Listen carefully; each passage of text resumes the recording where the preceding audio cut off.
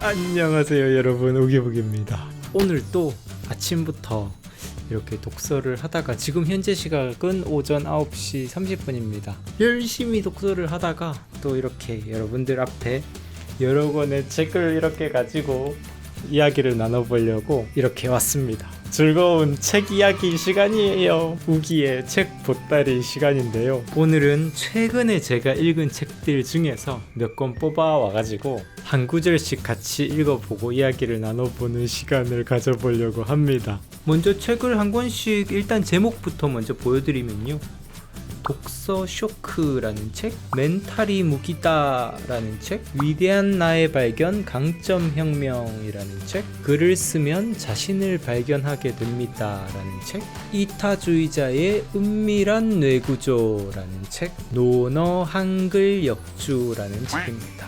최근에 다 읽은 책들도 있고 재독한 책도 있고 그리고 아직 덜 읽은 책도 있어요. 이 속에서 제가 어떤 문장을 발췌했는지 좀 보여드리고 저의 기록들도 좀 보여드리도록 하겠습니다. 짜잔, 먼저 독서 쇼크라는 책, 이거는 저번 영상에서도 책 속의 내용을 소개해드린 적이 있었는데요. 이게 저의 독서 노트예요. 여기에 이렇게 독서 노트들을 해놨는데 이 부분 보면은 저번에 영상 내용이 이 내용이었던 거 혹시 기억하시나요? 이렇게 제가 독서 노트로 기록한 것들을 가지고 영상으로 제작하는 경우가 되게 많습니다. 어떻게 보면 독서하는 과정이 연결이 되어서 그게 영상이 되기도 하고, 또 제가 책을 집필할 때에 책 속에 글이 되기도 하고, 이렇게 독서와 창작을 계속 연결하는 방식으로 하고 있어요.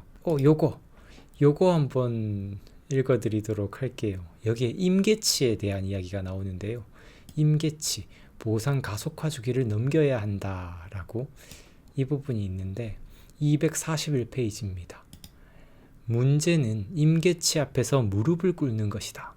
작심삼일의 임계치는 5일간 해야만 얻을 수 있는 성과를 경험할 수 없게 한다. 용두삼이의 임계치는 한 분야의 전문가가 될 수 없게 한다. 열등의식의 임계치는 다가오는 기회도 지나가게 한다. 귀차니즘의 임계치는 심오한 지식을 포기하게 한다. 임계치의 무지는 작은 차이로 인해 발생하는 기적의 예술을 경험할 수 없게 한다. 이제 임계치의 무지를 깨기 위해서 먼저 임계치 의식을 가져보자. 임계치 의식은 한 가지 일을 꾸준히 하는데 필수적인 의식이다. 한 가지 일을 하는 과정에서 포기하고 싶은 마음이 들 때 임계치가 눈앞에 와 있음을 기억한다. 이 시기를 넘기고 나면 우주선이 무중력 상태에서 움직이는 것과 같은 경험을 하게 될 것을 상상해야 한다 라고 이렇게 이야기를 하고 있습니다. 임계치에 대해서 설명을 해주면서 임계치 의식을 가져보자고 이렇게 저자가 추천을 해주고 있는데요.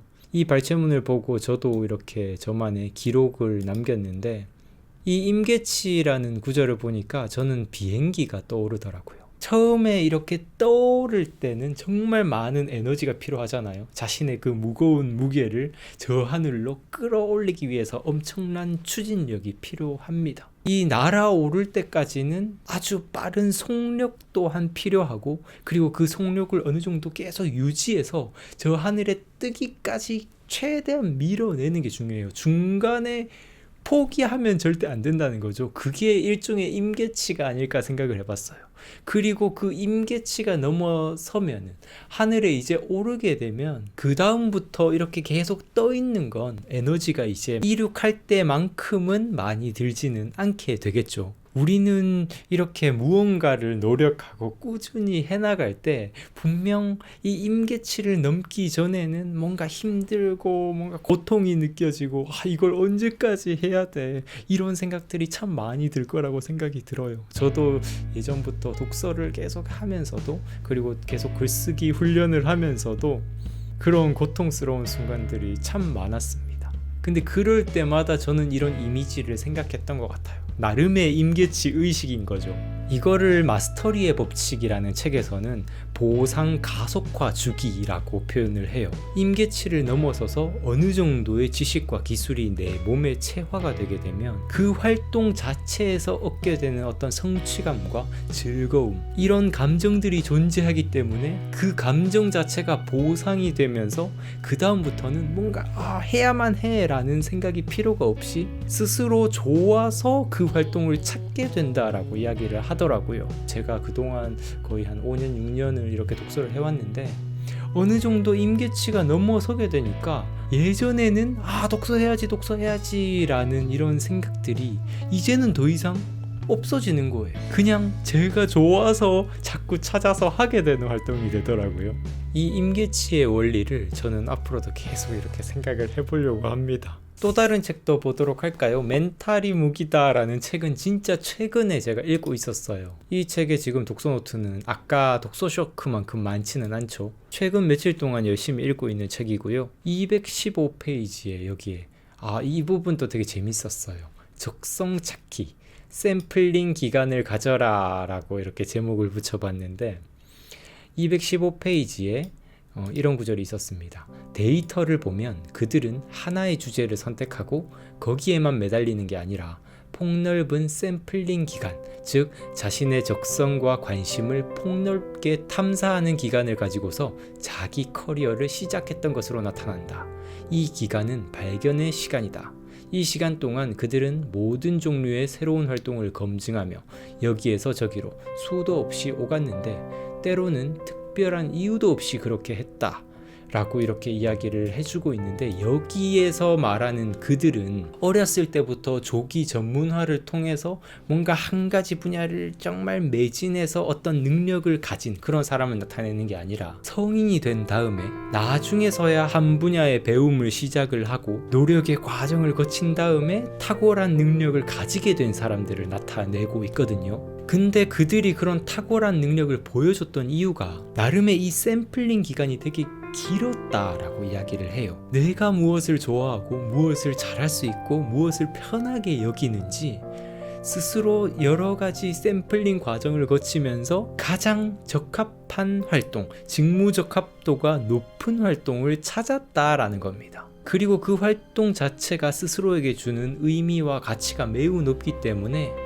한 가지 노력을 하더라도 더 끈기와 헌신을 가지고 할 수 있었다라고 이야기를 하더라고요. 저도 이런 기록들을 남겨놨어요. 나에게도 이런 샘플링 기간이 있었다 하면서 저는 거의 20대 말까지 29살까지 저는 계속해서 샘플링 기간을 거치면서 나는 무엇에 적합한 사람일까 계속 고민을 하고 이런 일 저런 일 해보기도 하고 이런 공부 저런 공부를 해보기도 하고, 그러다가 나는 지적 사고하는 걸 좋아하고 뭔가를 성취하고 배우는 걸 좋아하니까 작가라는 일을 하면서 계속 독서하고 글을 쓰는 일을 해야겠다 이런 생각을 하게 됐는데, 사실 그런 결단을 하고 난 다음에도 거의 최근까지도 제가 외국어 강사가 되어야 할까? 1인 창업에 대한 전문가가 되어야 될까? 막 이렇게 약간 저의 커리어에 어떤 혼란이 참 많았거든요. 그러다가 진짜 최근에 와서야 저는 진짜 이 작가라는 이 길에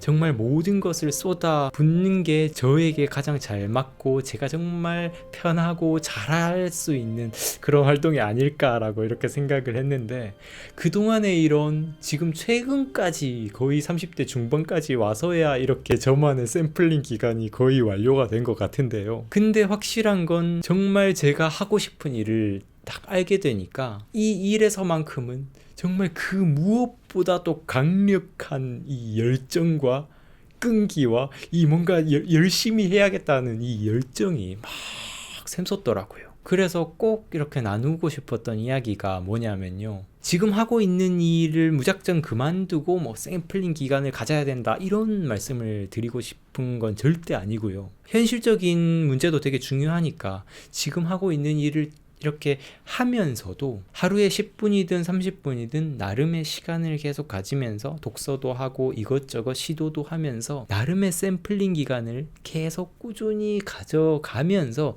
내 인생에 정말 나에게 맞는 활동이 무엇일까 이런 고민들을 가져보는 게 참 중요하지 않을까 이런 생각을 최근에 하고 있습니다. 짜잔! 다음 책은요, 위대한 나의 발견 강점혁명. 이 책은 예전에 제가 거의 한 3, 4년 전에 영상에서도 막 추천해드리고 했었던 책인데요, 이 책은 자기 자신이 어떤 성향을 가지고 있는지 탐구해 볼 수 있는 책인데, 제가 한 번씩 꺼내서 저의 성향을 다시 확인해 보거든요. 특히 이번 같은 경우도 제가 다시 한번 저 자신을 돌아보는 저의 기록들을 남겼는데, 제가 이 책에서 말하는 34가지의 테마 중에서 이 최상화 테마라는 거, 어떤 한 분야에 제가 뭔가를 배울 때 단순히 평균적인 수준에서 그치지 않고 뭔가 탁월한 수준까지 어떻게든 뭔가 더 잘하고 싶어하는 이 욕구가 강한 사람이라는 거, 이 책을 통해서 제가 또 알게 됐거든요. 그래서 제가 거기에 대한 저만의 이렇게 기록들을 남겼고, 이 최상화 테마뿐만 아니라 저에게는 뭐 성취 테마라든지, 그리고 지적 사고 테마라든지, 이것뿐만 아니라 배움 테마, 수집 테마를 포함해서 이렇게 5가지의 테마가 이 책 속에서 저의 성향을 잘 나타내주고 있더라고요. 그래서 저는 지금 저의 어떤 직무 적합도에 잘 맞는 일은 이렇게 이 5가지의 테마가 잘 어우러진 일이라고 생각하고 저의 진로를 계속 이렇게 생각을 하고 있는데요, 우리 우구님들도 이 책이든 이 책이 꼭 아니어도 자기 탐구를 꼭 해보시길, 자기 탐구를 할 때는 꼭 글로 이렇게 남겨보시길 또 추천을 드리고 싶어요. 자기 자신에 대해서 알아가는 건 평생 해야 되는 일이라고 저는 생각을 하고, 아까 전에 그 멘탈이 무기다라는 책에서 나누던 이야기와 좀 비슷한 맥락인 것 같은데, 자기 자신에 대해서 알아야 남에 대해서도 잘 알 수 있고 인생도 잘 살아갈 수 있지 않을까 생각을 합니다.